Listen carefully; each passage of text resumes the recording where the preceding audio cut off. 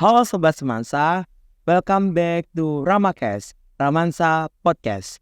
Bagi Sobat Semansa yang ingin tahu mengenai seputar info tentang pendidikan ataupun ingin mengulas tentang hot news pendidikan dan tentunya mengenai info-info terbaru yang ada di SMA Negeri 1 Cepu, kalian bisa subscribe, komen, dan like channel YouTube kita.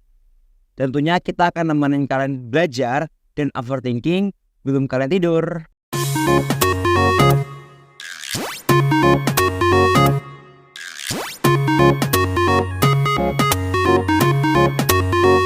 Masih bersama saya, Rade Immanuel. Nah, penasaran gak sih kalian kenapa sih kita mau ngobrolin apa di sini? Jadi, kali ini kita akan ngobrolin 3 dosa besar, yaitu intoleransi, kekerasan seksual, dan bullying. Tentunya dengan narasumber kita yang pada saat itu sangat-sangat spesial. Bersama Ibu Rahayu Kuncorawati SPD selaku guru BK di SMA Negeri 1 Cepu. Halo Bu Rahayu. Halo, apa kabar? Nah, kabar Bu Rahayu hari ini baik, sehat, dan luar biasa. Bersyukur banget ya Bu ya, kita sekarang bisa ada di sini untuk membahas mengenai pendidikan dengan kondisi yang sangat baik ya Bu ya. Ini kayaknya teman-teman ini udah penasaran nih Bu sama Bu Rahayu. Bu Rahayu kira-kira bisa memperkenalkan dirinya nggak Bu? Oke, terima kasih Rade. Baik, saya akan memperkenalkan diri. Teman-teman, sahabat karakter, baik guru, siswa, orang tua siswa maupun masyarakat pada umumnya. Perkenalkan, nama saya adalah Rahayu Kuncorawati dan di sini saya biasa dipanggil dengan panggilan Bu Rahayu. Saya adalah guru bimbingan dan konseling di SMA Negeri 1 Cepu sejak tahun 2015. Saya lahir di Blora pada tanggal 24 Agustus tahun 1976, bertempat tinggal di Cepu dengan alamat Jalan Maju Lorong 4 nomor 29 Cepu. Saya adalah seorang ibu dengan 3 orang anak dan menurut pendapat saya pribadi, saya ini adalah seorang pribadi yang supel, mudah bergaul dan bisa berteman dengan siapapun. Sedangkan untuk kegiatan yang saya lakukan dalam upaya untuk menambah pengetahuan, menambah wawasan dan kompetensi saya sebagai guru BK, di sini saya aktif dalam kegiatan yang dinamakan dengan MGBK. MGBK ini merupakan suatu forum yang di dalamnya adalah anggotanya terdiri dari Bapak Ibu Guru BK se-Kabupaten Blora yang mengadakan kegiatan 1 semester itu maksimal bisa 3-6. Kemudian yang kedua yang saya lakukan adalah saya mengikuti berbagai diklat yang tujuannya adalah untuk pengembangan diri saya sendiri. Dan yang terakhir ini saya lakukan adalah saya melanjutkan pendidikan S2 terutama bimbingan untuk prodinya adalah bimbingan konseling sesuai dengan pelajaran atau sesuai dengan prodi saya S1. Sedangkan hobi saya yang menurut saya itu juga bermanfaat, yaitu setiap tahun saya membuat artikel atau karya tulis yang saya terbitkan di koran maupun majalah untuk tingkat provinsi. Dan juga setiap tahun saya membuat penelitian yang kemudian saya terbitkan dalam bentuk jurnal. Meskipun masih dalam batas jurnal nasional, saya masih belum bisa untuk menembus ke jurnal internasional.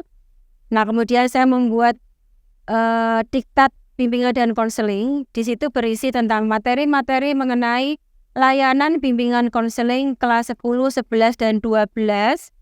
Dan saya simpan di perpustakaan sekolah. Jadi maksud saya adalah di sini supaya siswa bisa membaca layanan-layanan apa, materi-materi apa yang ada di dalam bimbingan dan konseling, baik itu bidang bimbingan pribadi, sosial, karir, maupun dalam bidang bimbingan belajar. Saya juga hobi membuat puisi, kemudian puisi yang saya buat ini saya bukukan dan saya terbitkan dalam bentuk buku sehingga bisa dibaca oleh masyarakat secara umum.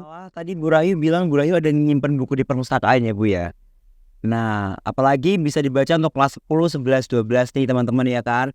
Mungkin yang mau kepo-kepo tentang bukunya Bu Rahayu bisa dicek nih di perpustakaannya. semasa cepu, pasti bisa dicek, kita bisa baca bareng-bareng nanti, oke?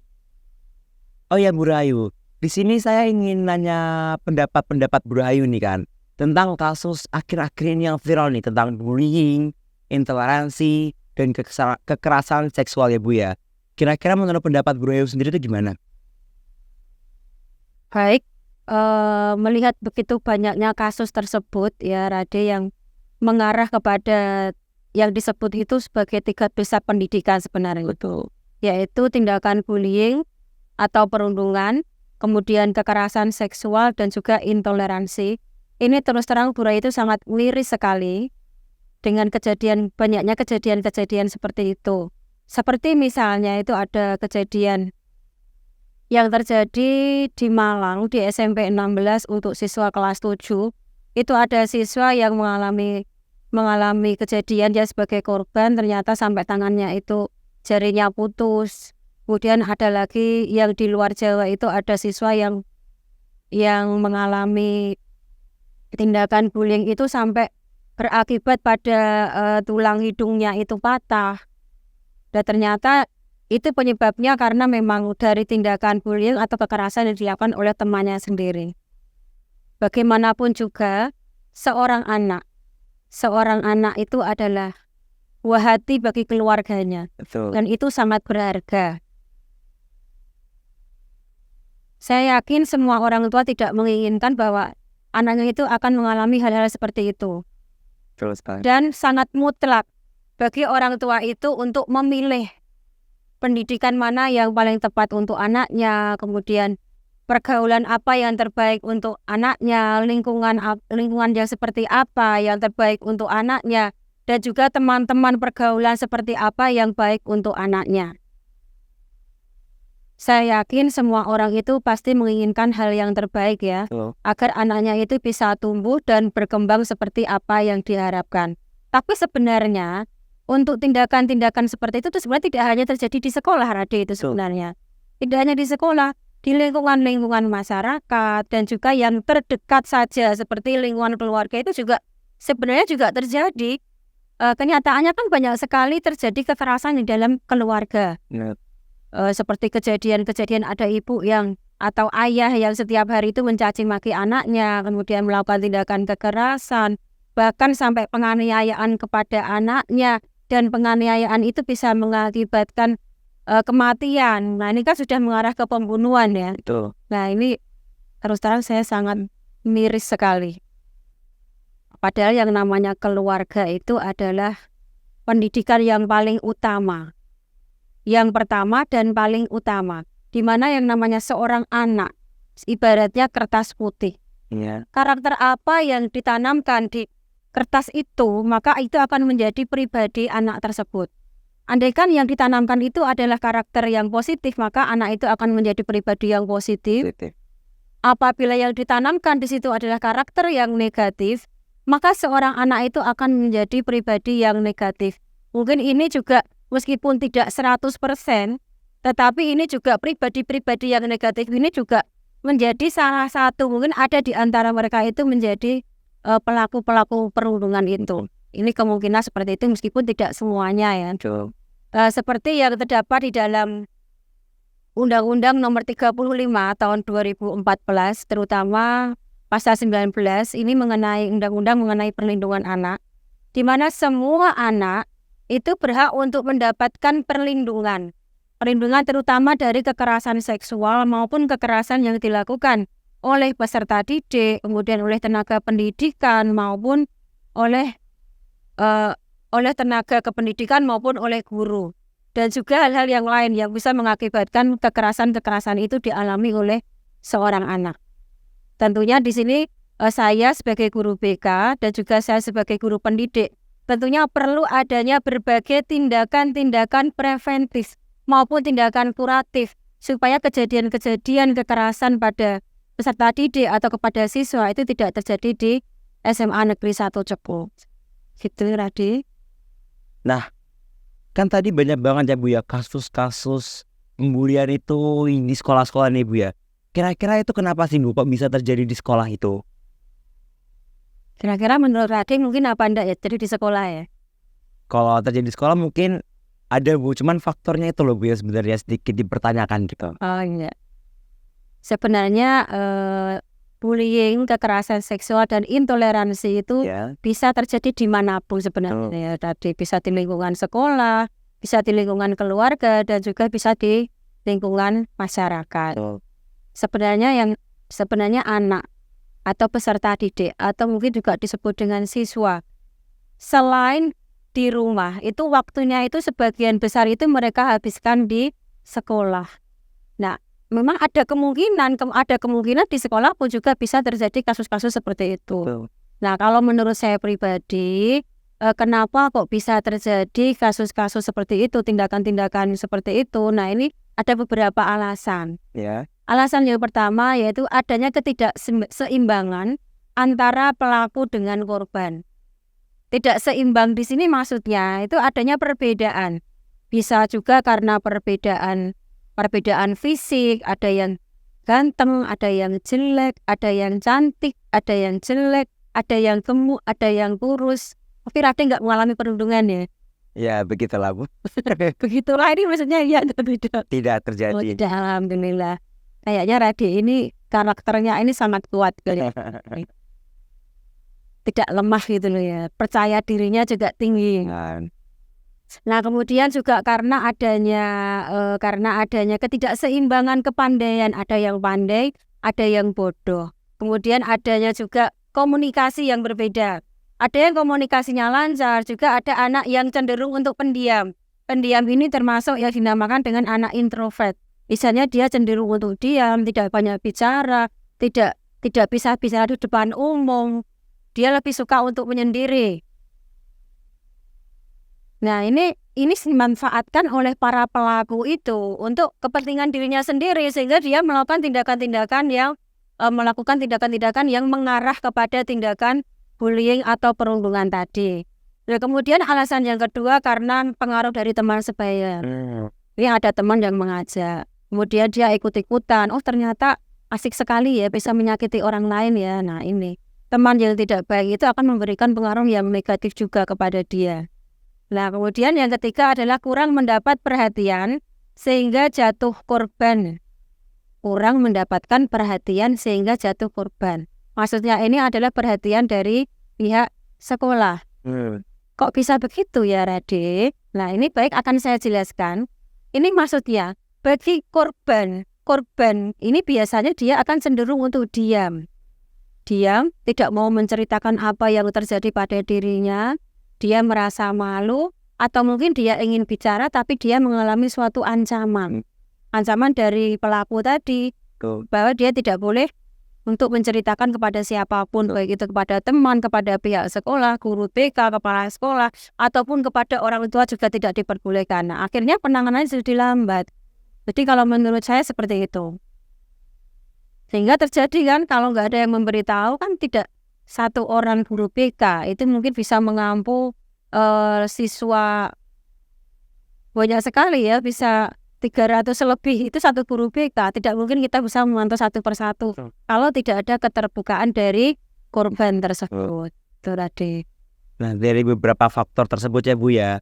Terus kira-kira menurut Bu Rahayu sendiri tuh apakah tindakan dari pihak sekolah itu sudah lumayan efektif untuk menangani hal tersebut? Untuk menangani tindakan perundungan di sekolah ya, di SMA 1 Cepu ya. Kalau menurut saya pribadi itu tindakannya sudah sangat luar biasa ya. Di SMA 1 itu banyak sekali tindakan-tindakan preventif, tindakan-tindakan pencegahan, terutama pencegahan pada 3 dosa pendidikan ini. Seperti dibentuknya tim-tim TPPK. Nah, itu untuk pencegahan tindakan-tindakan tersebut. Dan juga adanya komunikasi antara pihak sekolah dengan orang tua itu juga cukup baik. Terutama antara pihak seperti saya sendiri, guru BK dengan orang tua, itu seringkali berkomunikasi sehingga orang tua itu tahu bagaimana perkembangan anaknya itu di sekolah. Anaknya itu mengalami apa, terus kan kita yang namanya orang tua itu menitipkan anaknya kepada pihak sekolah itu tidak hanya untuk dididik, tidak hanya untuk mendapatkan ilmu pengetahuan saja, tapi juga inginnya itu mereka itu secara psikis juga mendapatkan kenyamanan di sekolah, tidak mengalami hal-hal yang termasuk dalam tiga dosa pendidikan tadi. Itu kalau menurut saya. Nah, kemudian saya kalau di SMA Tajib ini juga ada seperti kegiatan-kegiatan workshop, kegiatan-kegiatan seminar, terutama untuk mencegah tiga dosa pendidikan tadi yang dihadiri oleh siswa, perwakilan dari siswa, dan itu nanti juga akan menjadi salah satu tenaga yang akan digunakan oleh sekolah, yang akan membantu sekolah dalam mengatasi kasus-kasus perundungan yang ada di SMA 1 ini. Seperti itu, Raden, kalau menurut Bu Rahayu. Oke. Sebagai guru BK. Nah itu kan kalau menurut Bu Rahayu dalam sudut pandang sekolah. Nah kan pasti juga ada nih Bu langkah-langkah tersendiri dari Bu Rahayu untuk menangani itu. Nah kalau untuk menangani dari caranya Bu Rahayu sendiri itu gimana? Oh iya, sebagai guru BK ya. Betul. Apa yang saya lakukan untuk itu ya? Kalau di SMA 1 Cepu, di sini untuk kasus-kasus seperti tiga dosa pendidikan tadi ini yang ada di SMA 1 ini kebetulan untuk SMA 1 ini hanya tindakan bullying atau perundungan. Itu pun yang ada itu hanya perundungan yang verbal. Jadi hanya berupa ucapan seperti ejekan atau panggilan-panggilan yang tidak sopan kepada teman, atau mungkin juga yang ketika kemarin ya terjadi itu ada penggunaan media sosial yang tidak bijaksana. Nah ini sebenarnya disebabkan karena siswa itu tidak mengetahui bahwa apa yang dia lakukan itu, seandainya itu dilakukan secara berulang-ulang, itu juga termasuk salah satu hal yang bisa mengakibatkan adanya tindakan bullying atau perundungan. Nah, tapi alhamdulillah itu sudah terselesaikan. Karena memang di sini siswanya itu sangat terbuka sekali, sehingga apabila ada kasus-kasus seperti itu, baik korban ataupun teman-teman dari korban itu selalu memberikan informasi kepada guru BK. Nah, untuk pertanyaannya Raden tadi belum saya jawab ya. Baik, akan saya jawab. Sebagai guru BK yang saya lakukan adalah yang pertama adalah saya mengadakan komunikasi, menjalin komunikasi dengan orang tua, dengan siswa, dengan siswa, kemudian guru BK dengan orang tua siswa. Ini apabila terjalin dengan baik, saya yakin siswa itu pasti akan menceritakan kepada guru BK setiap kejadian yang dia alami. Nah, dalam hal ini saya sebagai guru BK itu mencoba untuk mendekati siswa dan menanamkan bahwa guru BK di sini bukan polisi sekolah. Guru BK itu adalah sahabat siswa. Nah, akhirnya saya melakukan pendekatan kepada siswa. Kalau kita sudah dekat, itu pasti siswa itu akan memiliki kepercayaan kepada guru BK, dan dia akan menceritakan apapun yang terjadi terhadap dirinya maupun terhadap teman-temannya, sehingga kasus ini bisa seandainya ada kasus-kasus yang mengarah kepada bullying tadi, itu bisa segera teratasi. Kemudian tindakan saya yang kedua adalah ada pepatah yang mengatakan bahwa apabila kita tidak kenal maka tidak sayang. Kalau nggak pernah ketemu, nggak pernah komunikasi dengan guru BK, tentu tidak akan menumbuhkan rasa suka atau mungkin juga kepercayaan kepada guru BK. Jadi saya sering melakukan pendekatan kepada siswa agar siswa itu lebih mengenal guru BK, siswa itu lebih nyaman, dan akhirnya saya bisa memberikan motivasi kepada siswa. Selanjutnya yang saya lakukan adalah memberikan layanan-layanan bimbingan dan konseling, baik itu layanan individu, kemudian layanan bimbingan kelompok, kemudian layanan bimbingan klasikal, baik itu kelas kecil maupun kelas besar. Untuk kelas besar biasanya saya lakukan di aula, di mana di sini saya menghadirkan beberapa kelas untuk saya berikan layanan informasi, baik itu bidang karir, baik itu bidang pribadi, bidang belajar maupun bidang sosial. Nah, itu juga sudah saya lakukan. Gitu, Raden, yang saya lakukan seperti itu. Terus kalau untuk pesan dan harapan Bu Rahayu sendiri nih, untuk seluruh siswa dan siswi SMA Negeri 1 Cepu itu apa, Bu? Harapan saya sendiri ya, saya sebagai guru BK dan juga saya sebagai guru SMA Negeri 1 Cepu ya. Di sini harapan saya adalah yang pertama, semua siswa itu memiliki keyakinan diri yang tinggi. Keyakinan diri yang tinggi ini atau dalam istilahnya itu disebut self-efficacy, Oh, merasa yakin bahwa dia itu mampu menyelesaikan segala tugas-tugas yang diberikan oleh Bapak Ibu guru. Kemudian yang kedua itu siswa itu memiliki rasa kepercayaan diri yang tinggi. Jadi kalau siswa itu memiliki percaya diri, maka dia juga akan bisa menyelesaikan setiap permasalahannya. Dia tidak akan menjadi pribadi yang lemah dan mudah dipermainkan oleh orang lain. Nah, kepercayaan di sini juga percaya bahwa semua ilmu yang dia dapatkan di sekolah itu semuanya itu sangat bermanfaat untuk masa depannya. Jadi dia ada semangat untuk mengikuti pembelajaran setiap hari. Kemudian yang ketiga di sini saya harapkan semua siswa itu memiliki kepekaan yang tinggi. Kepekaan yang tinggi terhadap temannya, terhadap sesama, dan kepedulian yang tinggi juga kepada orang lain. Sehingga apabila ada terjadi kasus-kasus yang mengarah ke perundungan atau bullying atau tindakan kekerasan seksual atau intoleransi ini, segera melaporkan kepada pihak sekolah atau mungkin dia membantu temannya atau mengingatkan temannya apabila ada teman-teman yang melakukan tindakan-tindakan seperti itu. Itu Raden. oke. Sebelum kita tutup podcast ini ya Bu ya, saya ingin mengucapkan terima kasih banyak kepada Ibu Rahayu atas waktunya. Dan semoga dengan adanya podcast ini ya Bu ya, seluruh warga SMA 1 ini bisa semakin bersemangat nih Bu untuk memberantas 3 dosa besar pendidikan yang terjadi di sekolah. Amin. Oke teman-teman, terima kasih karena udah nyaksiin podcast ini. Sampai jumpa di podcast selanjutnya. Bye-bye.